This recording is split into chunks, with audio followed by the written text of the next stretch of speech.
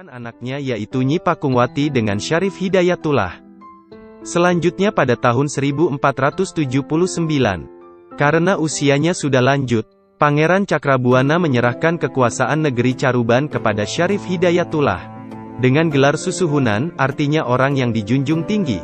Disebutkan, pada tahun pertama pemerintahannya, Syarif Hidayatullah berkunjung ke Pajajaran untuk mengunjungi kakeknya Prabu Siliwangi.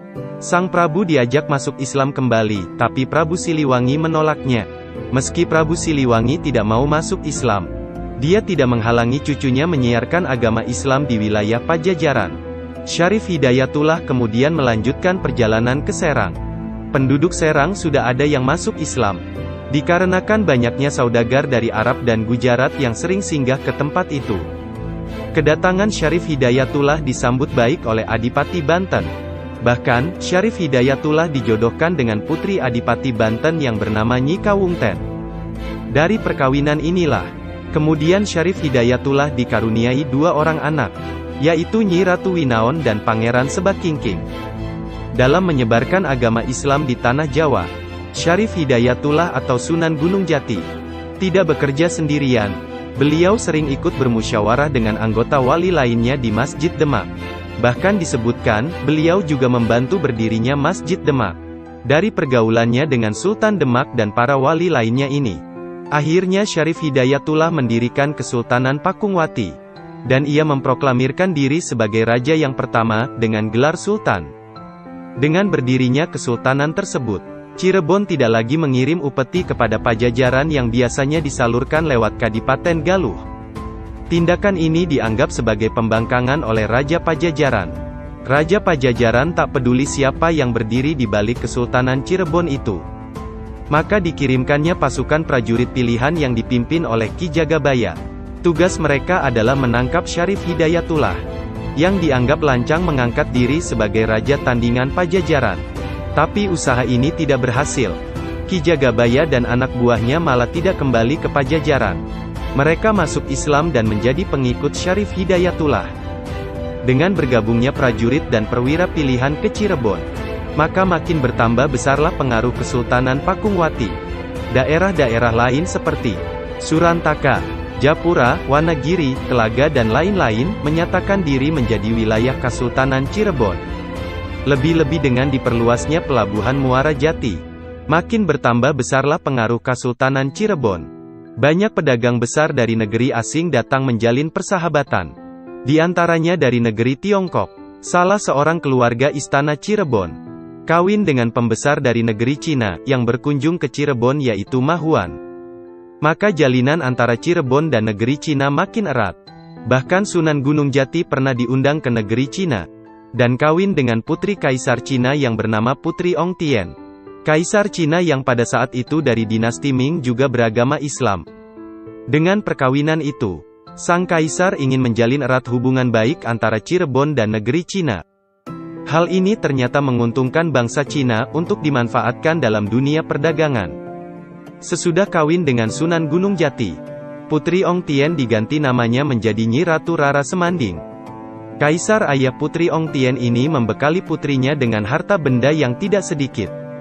Sebagian besar barang-barang peninggalan Putri Ong Tien yang dibawa dari negeri Cina itu, sampai sekarang masih ada dan tersimpan di tempat yang aman. Istana dan Masjid Cirebon kemudian dihiasi, dan diperluas lagi dengan motif-motif hiasan dinding dari negeri Cina. Masjid Agung Sang Cipta Rasa dibangun pada tahun 1480 atas prakarsa Nyi Ratu Pakungwati atau istri Sunan Gunung Jati. Dari pembangunan masjid itu, melibatkan banyak pihak, di antaranya Wali Songo dan sejumlah tenaga ahli yang dikirim oleh Raden Patah. Dalam pembangunan itu, Sunan Kalijaga mendapat penghormatan untuk mendirikan Soko Tatal, sebagai lambang persatuan umat. Selesai membangun masjid, diserukan dengan membangun jalan-jalan raya, yang menghubungkan Cirebon dengan daerah-daerah kadipaten lainnya, untuk memperluas pengembangan Islam di seluruh tanah Pasundan. Prabu Siliwangi hanya bisa menahan diri atas perkembangan wilayah Cirebon yang semakin luas itu. Bahkan wilayah Pajajaran sendiri, sudah semakin terhimpit. Pada tahun 1511, Malaka diduduki oleh bangsa Portugis.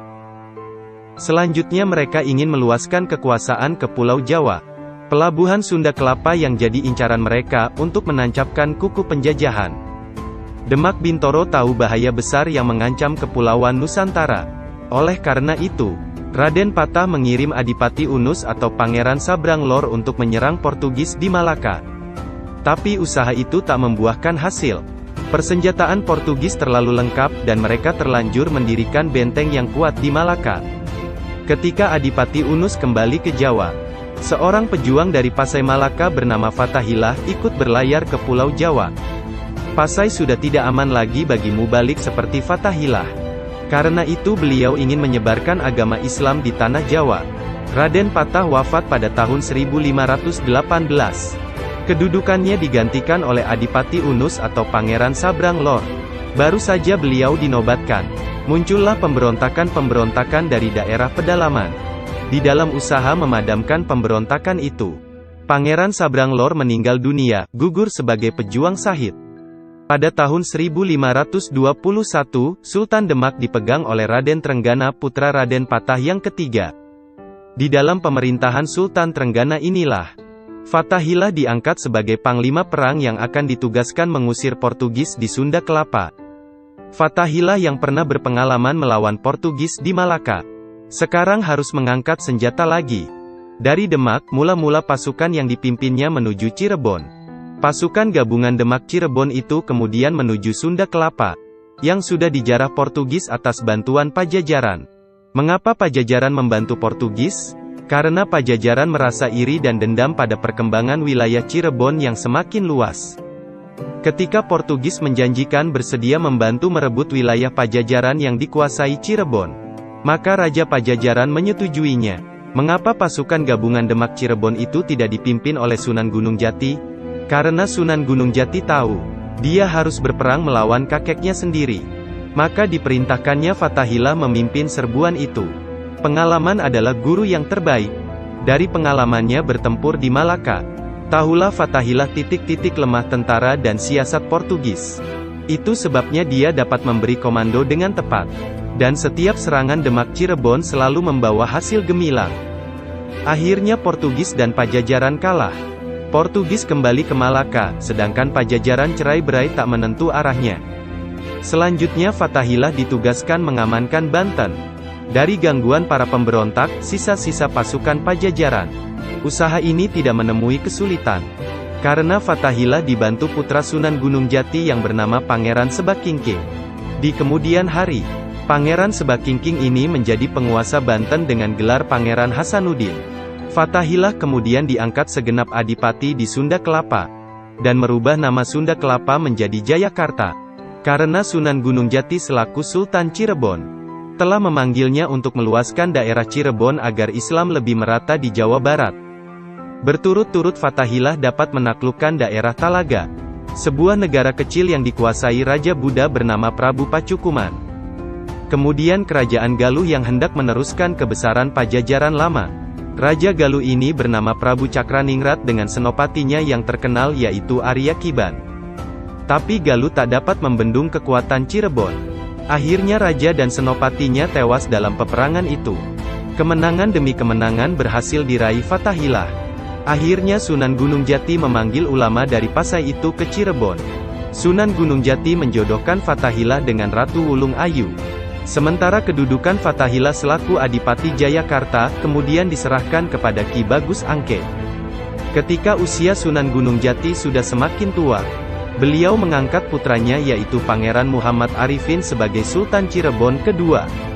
Dengan gelar Pangeran Pasara Pasarean, Fathahillah yang di Cirebon sering disebut Tu Bagus atau Kiai Bagus Pasai, diangkat menjadi penasehat sang Sultan. Sunan Gunung Jati lebih memusatkan diri pada penyiaran dakwah Islam di Gunung Jati atau pesantren Pasambangan. Namun 5 tahun sejak pengangkatannya, mendadak Pangeran Muhammad Arifin meninggal dunia mendahului ayahandanya.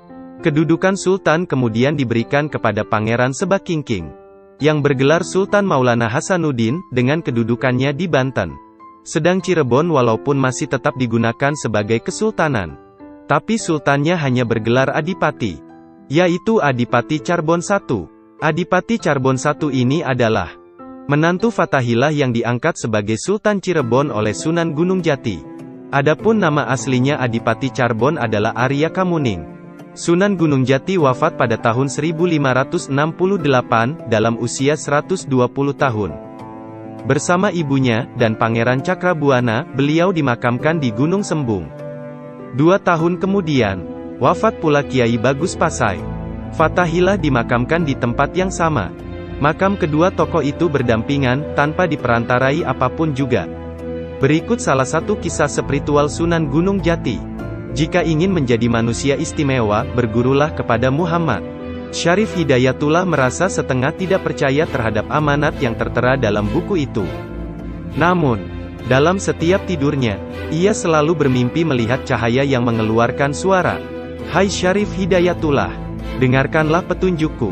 Jika engkau ingin menjadi manusia mulia, sehingga dapat mengimbangi keramat Nabi, carilah dan bergurulah kepada Muhammad." Dalam hatinya, ia merasa pedih mengenang nasibnya yang tidak berdaya, sehingga tidak ada yang dapat menuntun mengkaji ilmu. Meskipun demikian, hatinya teguh hendak menuruti petunjuk kitab dan panggilan mimpi. Ia memohon diri kepada ibunya dan sudah tak dapat dicegah lagi kemauannya. Ia tidak tertarik pada kedudukan sebagai raja.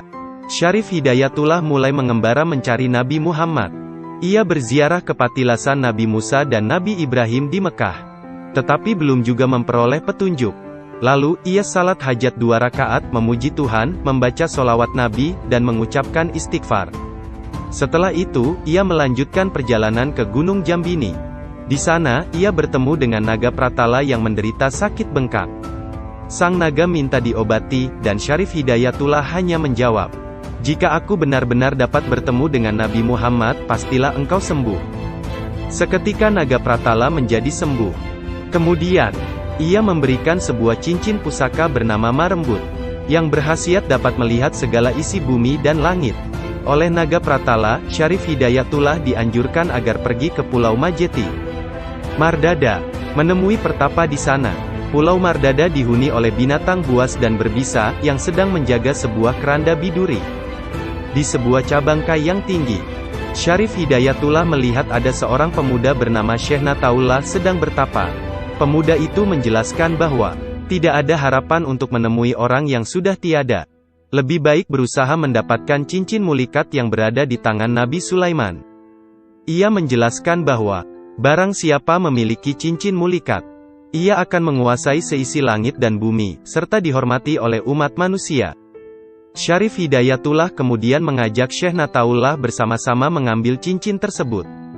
Ketika Syarif Hidayatullah berada di makam Nabi Sulaiman, jenazah Nabi Sulaiman seolah-olah hidup dan memberikan cincin mulikat kepadanya.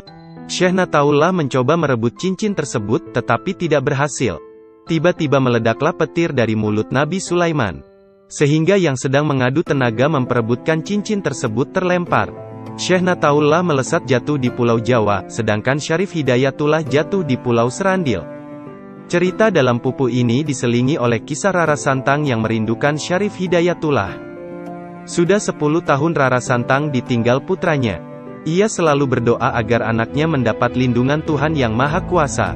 Tiba-tiba ia mendengar suara, ujarnya, "Anakmu yang muda itu akan menjadi raja, keratonnya di Bani Israel, bergelar Abdul Sapingi. Jika engkau benar-benar merindukan anakmu Syarif Hidayatullah, sebaiknya kembalilah engkau ke Pulau Jawa." Akhirnya, Rara Santang kembali ke Pulau Jawa, menantikan anaknya di Gunung Jati menuruti pesan Syekh Datuk Kahfi. Cerita kembali ke Syarif Hidayatullah yang jatuh di Gunung Surandil. Di sana, ia melihat sebuah kendi berisi air surga yang sangat harum baunya. Kendi itu mempersilahkan Syarif Hidayatullah meminumnya, karena ia hanya menghabiskan setengahnya.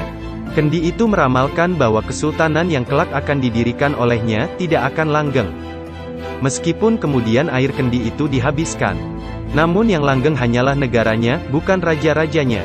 Setelah berkata demikian, kendi itu pun lenyap. Syarif Hidayatullah kemudian bertemu dengan Syekh Kamarullah. Atas anjurannya, Syekh Kamarullah pergi ke Jawa dan menetap di Gunung Muria dengan gelar Syekh Ampel Denta. Dengan demikian, sudah 4 orang syekh dari Mekah yang tiba di tanah Jawa. Suatu ketika, Nabi Ilyas menyamar sebagai seorang wanita pembawa roti. Ia menawarkan kepada Syarif Hidayatullah bahwa rotinya adalah roti surga, dan barang siapa yang memakan roti itu, ia akan mengerti berbagai macam bahasa, Arab, Kures, Asi, Pancingan, Inggris, Cina, Turki.